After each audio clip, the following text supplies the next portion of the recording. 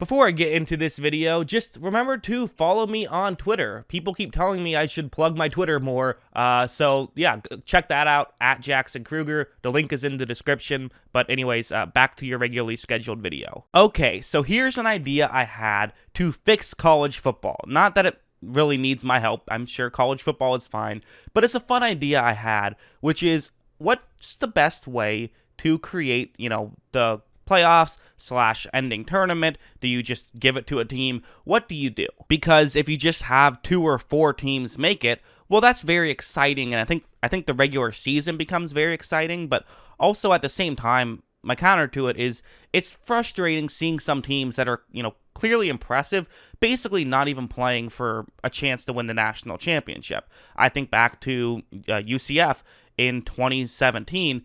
That was a team that, I'm not sure if they could have won it all, but they deserved at least to have a chance, you would think. And if they didn't, then they probably shouldn't be playing, in Division One if these teams literally have zero chance. It's not necessarily saying that a team like UCF would have won the championship, or a team like BYU this year would have won the championship, or Cincinnati or whatever. It's just more about, it would be nice if these schools could have a shot. Some people have proposed, well, what if we just go up to 8 teams? And there's some logic there, but at the same time, I don't love that either. I just selected a few teams right here, going from 8 to, a few down, just to talk about how it's like, okay, sure, now Cincinnati gets in, that is cool, but you still have some other teams that are missing out that I still feel like it's kind of annoying. Like BYU misses out, you have, Coastal Carolina missing out, Louisiana, Liberty, whatever. All these teams only lost 1 game and are still now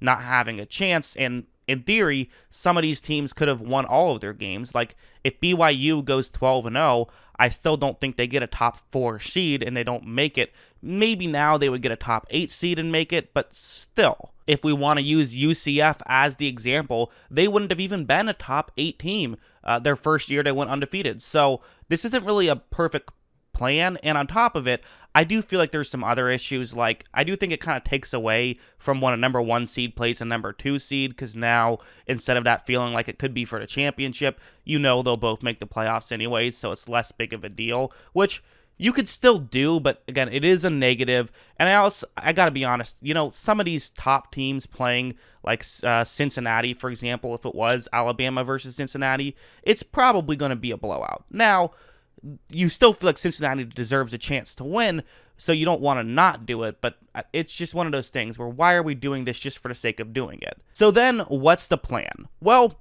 I'll tell you. Here's what we do. First, this is going to sound interesting, but only 3 teams make the playoffs outright. So for this year, it would be Alabama, Ohio State, and Clemson. Ohio State plays Clemson, so we know how that worked. Ohio State goes to the national championship. But then who does Alabama play? What do you do here? This is where things get very interesting, and allow me to introduce my genius idea. I definitely think this is smart.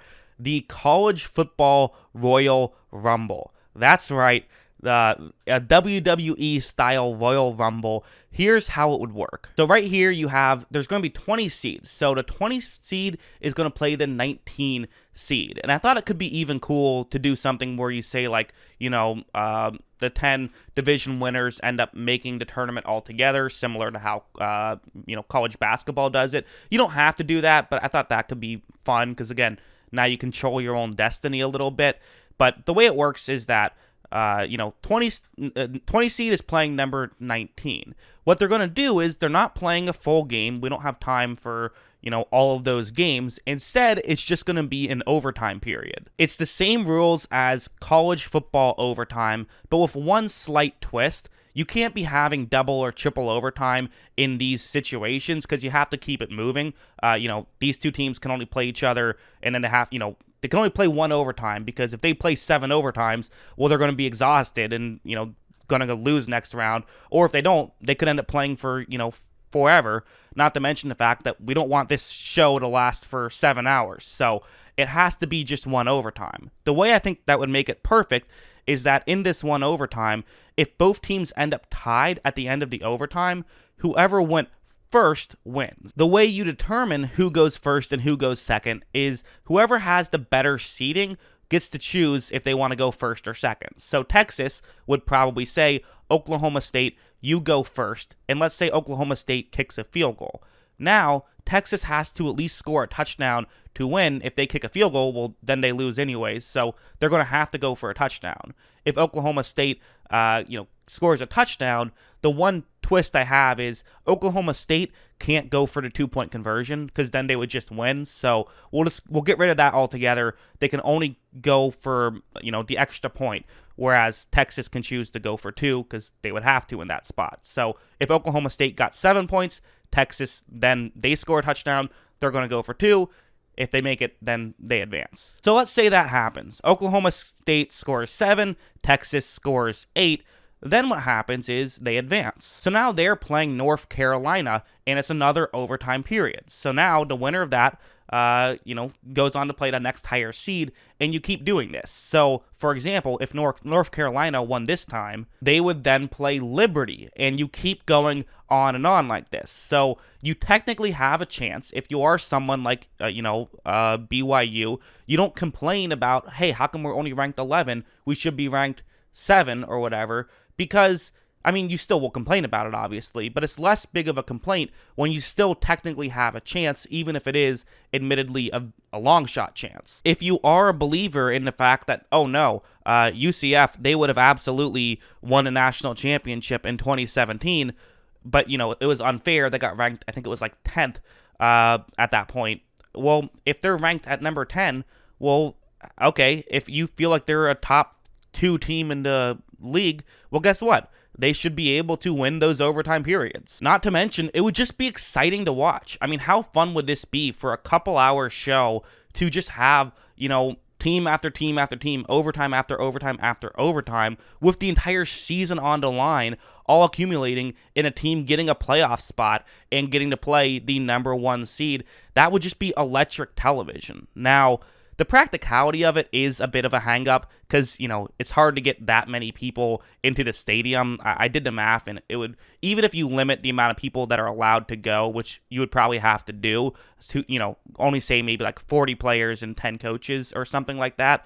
Even if you did that, we're talking, close to 1,000 total people just in terms of, people that are going to be playing on the field or coaching. So in that regard, it'll be a little bit tricky. Maybe you could do something where you kind of have like, you have a halftime where you clear people out. Maybe you could do another, maybe 2 intermissions, sort of similar to hockey. You can kind of continuously rotate teams, have teams share locker rooms. It would be a little bit tough logistically, but again, you could do a neutral site, which you would do. And if you're doing a neutral site, you could maybe prepare for that a little bit. Maybe you build your own stadium and this is the Royal Rumble Arena or whatever. I just think it would be such a fun way to do it, and it feels more fair than just having a committee say, oh no, it's this is the 4th team. Well, why not have them all duke it out for it and see?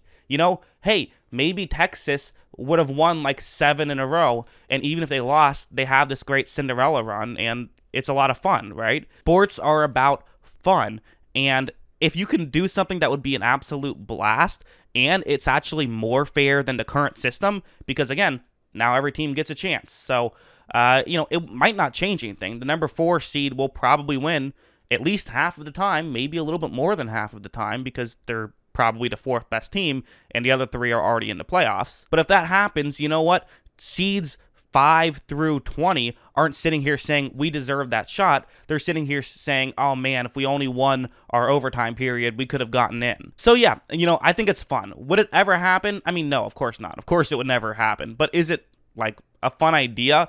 And is it fun to fantasize about? Absolutely. Of course it is. So again, I just think it's really interesting. So let me know, what do you guys think of this idea that I have concocted in my brain? I've talked about it before, I believe. I think I did it on a podcast about a year ago, but I wanted to make a video and really break down how it would work. So again, logistically might be a little tough, but I think you could figure it out.